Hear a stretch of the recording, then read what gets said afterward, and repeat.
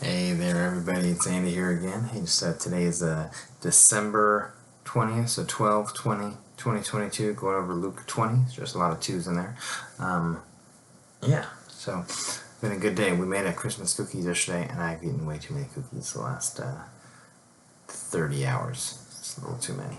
Yeah, but you're so good, though. You're so good. So a couple of the songs I just wrote down that I listened to today, so I've been sharing that with you guys. I don't know if I shared this one with you guys, but Dominic the Donkey. Oh man, just such a good little donkey. Good song. It's one of those ones that my dad would always sing with us, and it's just like, as kids, you're like, what is this song? This is so weird. And then, of course, now as adults, we force our kids to listen to it, and they think, gosh, this is so weird, but now they love it. And me and my son Landon were singing it in the car today, annoying my wife. It was kind of funny. So, and then also did listen to some Christian music in there too.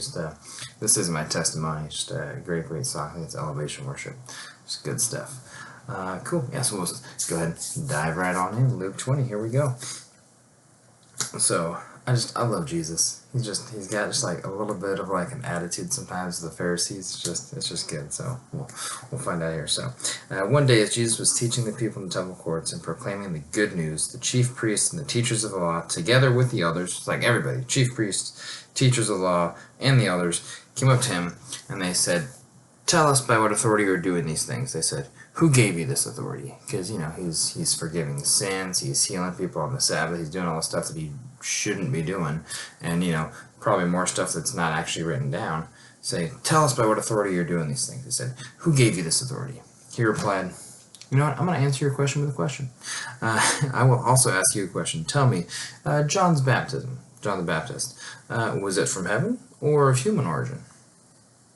Because he knows he's got him, basically. So they discussed it among themselves and said, "If we say from heaven, he will ask, well, why don't you believe him? But if we say of human origin, all the people will stone us because they are persuaded that John was a prophet." So they answered, "Well, we don't know where he's from." And so, of course, Jesus was like, "Well, then I'm not going to tell you my secrets."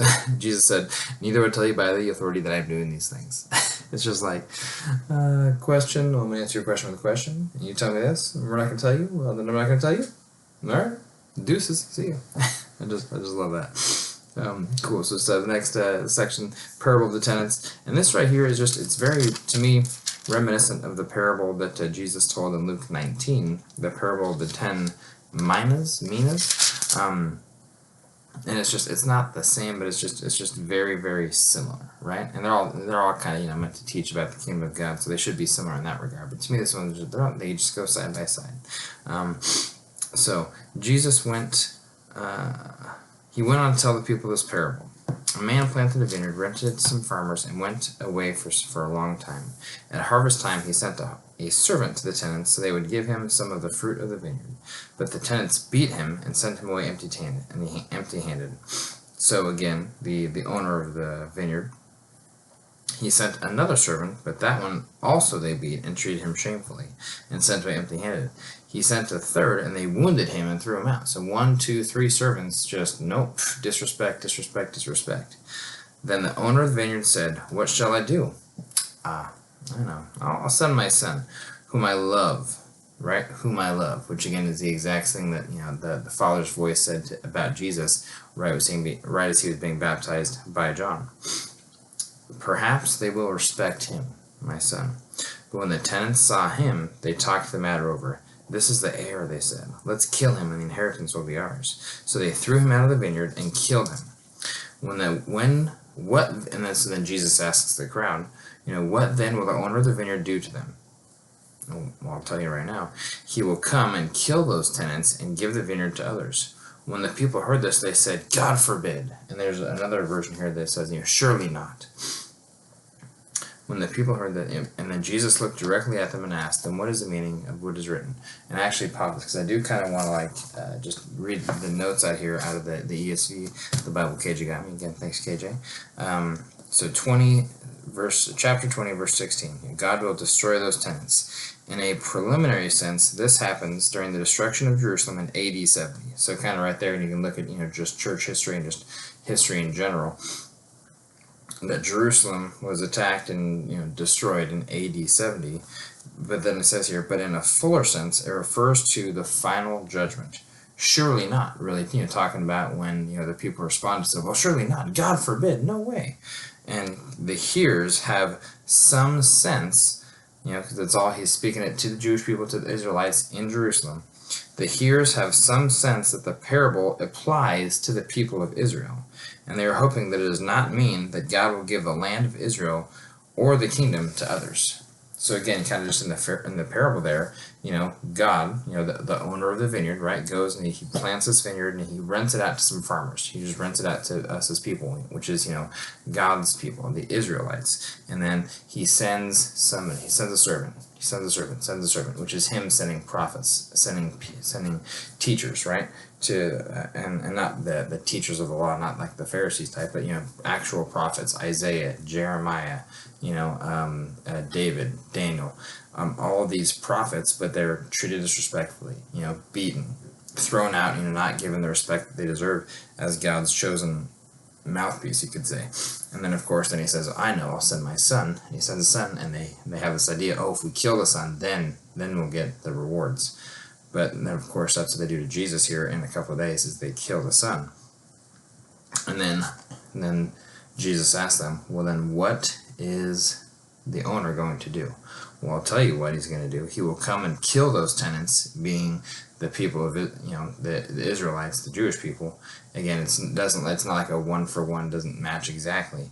But he will come and kill those tenants and give the vineyard to others. When the people heard this, that's when they said, God forbid, because they kind of realized, that's us. Like, no, don't kill us. Like, no, surely not. Don't do that. We don't want to die. Jesus looked directly at them and asked, then what is the meaning of that which is written? And he's actually quoting Psalm 118 here. The stone the builders rejected has become the cornerstone. And so that's kind of one thing where if you're not familiar with, ancient architecture, which who is? I'm not. But the cornerstone, here, I'll kind of pull this up, pull the definition on my phone.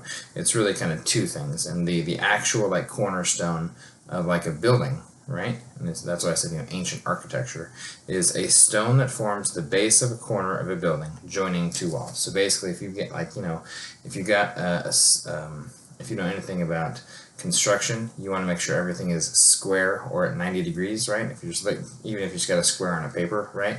You want to make sure every single angle is at 90 degrees. So if you got one that's kind of like that versus one that's totally square, which one is your cornerstone? You want to choose this one right here that's exactly at 90 degrees versus this one's like, that one's off. So basically a cornerstone is like, hey, if you have a good cornerstone for a house and you set it down, then the whole house will be square. You don't want your walls being all wonky and wavy and like, hey, why do you live in a trapezoid instead of a rectangle type house? Anyway, so, but the other meaning of a cornerstone, and this right here, is an important quality or feature on which a particular thing depends or is based. So right here, the stone the builders rejected, right, Jesus is talking about himself. He's the stone that the builders, the Pharisees, the elders, the teachers of the law, they have rejected him over and over and over and over and over again here in just the book of Luke, right? And not to mention Matthew, Mark, and John as well. They consistently, they push back. It's kind of funny, and I kind of wrote here in 19, so right after that, Jesus says the stone the builders rejected has become the cornerstone, right? So he was rejected, but then, the entire universe is based on Jesus. He's not just the cornerstone for the Christian faith, but the entire universe. In him was made everything. Nothing was made without him. Nothing is made that was been made. Something like that. That's a kind of a paraphrase, but that's in there. I should probably look these verses up. But hey, I'm flying off the cuff here. What can I do? So, everyone who falls on that stone will be broken to pieces. Anyone on whom it falls will be crushed. The teachers of the law and the chief priests looked for a way to arrest him immediately, because they knew he had spoken this parable against them, but they were afraid of the people. Right? So if you kind of look at just like I kind of like skimmed through a little bit, just like the book of Luke, just like looking for like the Pharisees' reactions to Jesus, right, and all the things he's doing. So at first, they were kind of just like questioning and then maybe like accusing him. And then it says they were, opposing him fiercely, and they wanted to get into debates with him, and they disapproved of him, they sneered at him, right? But then like Jesus like comes back and he just proves over and over again, through scripture, through his actions, through healing, through miracles, that hey, through signs and wonders, that hey, I am the promised Messiah, basically is what he's saying. And he's going to prove that even more after they crucify him. He lets himself be killed and then raises from the dead. I mean, what more do you want? Right? So then he goes from all that, it's just like an escalation. Like when they first like, whoa, who's this guy who says he can forgive sins? Whoa, that's blasphemy. So they're questioning him, they're accusing him, opposing fiercely, and then they want to get in debates with him, they disapprove, they sneer at him, and then now they're trying to look to just arrest him immediately. How can we get this guy just in jail now? And then so that they can give him over to the governor. Here, you take this guy. Yeah, and if you want, crucify him. Crucify him is where they finally get to. So it's just kind of like this escalation. So the stone the builders rejected has become the cornerstone, right? And that's what we should all strive to be. Is we should all strive to, base our life on the life of Jesus, right? The life, death, and resurrection of Jesus is what we should be striving towards. So. Again, so moving on from there. So now, keeping a close watch on him, they, meaning the Pharisees, sent spies who pretended to be sincere. So now, like they're opposing him so much, they're trying to find a way to arrest him. Like, well, he knows all of us. He knows, just the way we dress. Like he can pick us out of a crowd. Like we're a sore thumb, right? That he can see us. So it's like, okay, we got to find some spies to, hey, you ask him these questions, and then we'll try to see if he says something. And then maybe we'll get Rome upset at him. And so here's what they do is basically, hey, teacher, we know that you're right and you're good and all that. But hey, is it right to pay taxes to Caesar? Because they know, well, nobody likes paying taxes, right? And again, Rome is at this point in time is over the Israelites, is over Jerusalem, right? So it's that's the government that's put in charge of you, and it's almost like a what did I put here? It's an extension of either the fourth or the fifth commandment, however you learned it. For me, it was the fourth commandment. I think my kids, it's the fifth commandment. But it's honor your father and mother, that you may enjoy a long life on the earth. Right? Honor your father and mother. So it's not just your mom and your dad, but it's really anybody in authority. Teachers, pastors, government, basically. So. They're asking him, hey, is it okay to pay taxes? Is it right to pay taxes to Caesar? Because nobody likes paying taxes, right? But at the same time, well, you're supposed to honor your father and mother. And so, of course, Jesus knows what they're doing. He saw through their duplicity and said to them, well, show me a denarius. Show me a coin, right? Show me the payment that we have. Whose image and whose inscription are on it? Caesar's, they replied. He said to them, well, it's easy. You just give to Caesar what is Caesar's, and you give to God what is God's. So they're like, so it's kind of like one of those things, like, shoot, and they were unable to trap him in what he said there in public.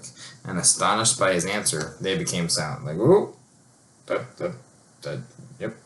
okay, that's a good answer. Like, they're trying to catch him in, all this stuff, but Jesus is like, come on, guys. That's like a softball. I'm not knocking that out of the park. So, next little section here. It's just there's this joke, so funny.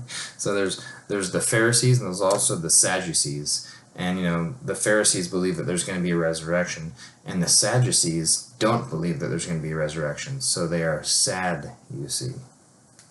Such a good joke. I laughed my little bottom off first time I heard that one. So good. So basically, they're kind of like asking like these questions, and just like, okay, here, teacher, here's the thing. Deal. And it's kind of like basically what Moses' law wrote is if a brother marries a wife but then he dies, one of his brothers is supposed to marry her and then have kids, so that the family name can continue, right?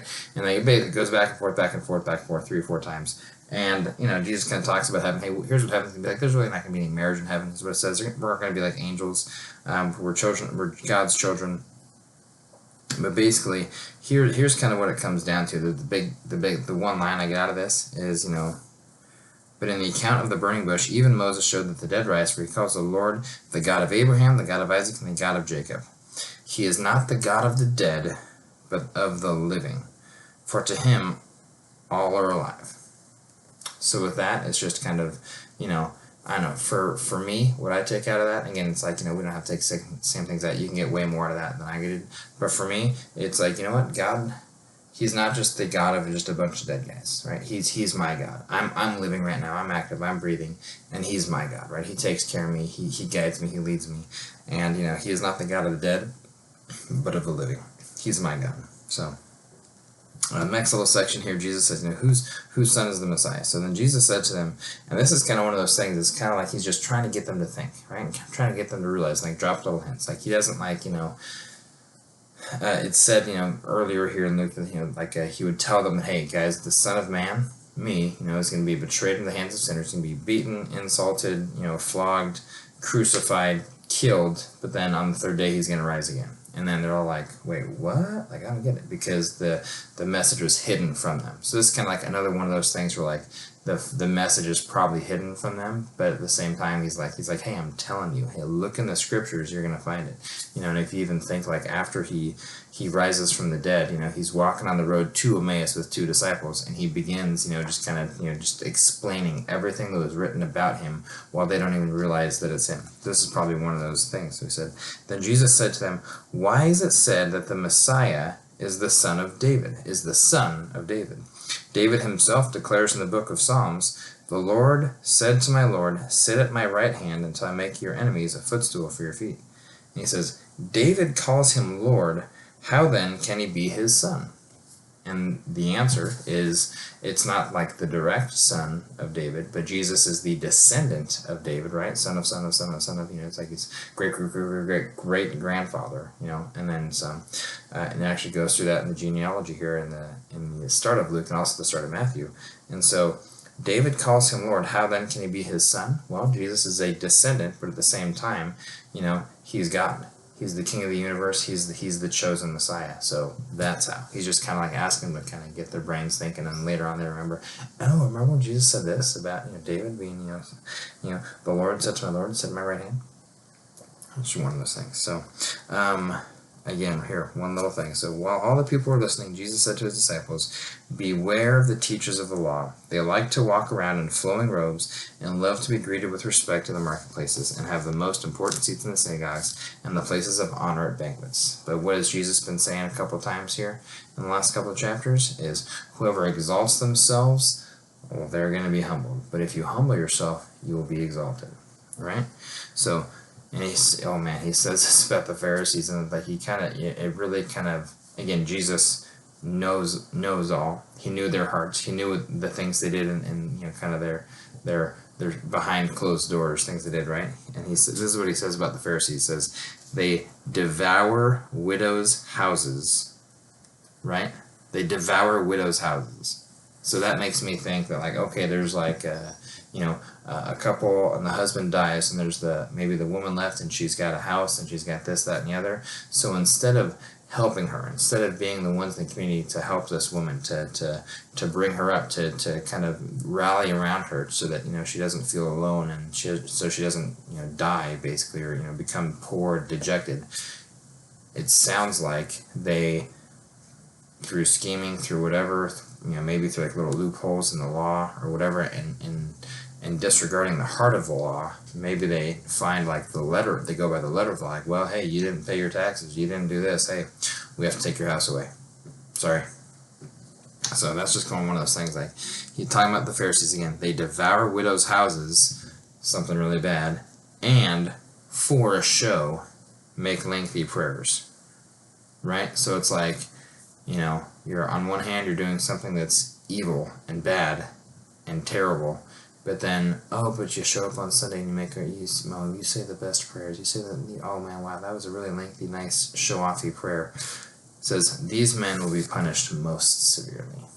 Just so you know. So it's it's a good warning against that, So anyway, again, guys, hope you're watching these, hope you're liking these. Again, I would prefer you watch 5 seconds of any one of these videos and say, oh yeah, I forgot to read the chapter today. Hit pause, read your chapter, talk to God about it, and just reflect on it a little bit, and then never turn this video on again. I'm okay with that, just as long as you're reading through your Bible and you're growing your relationship with God. So I love you guys, and looking forward to talking tomorrow. Have a good one.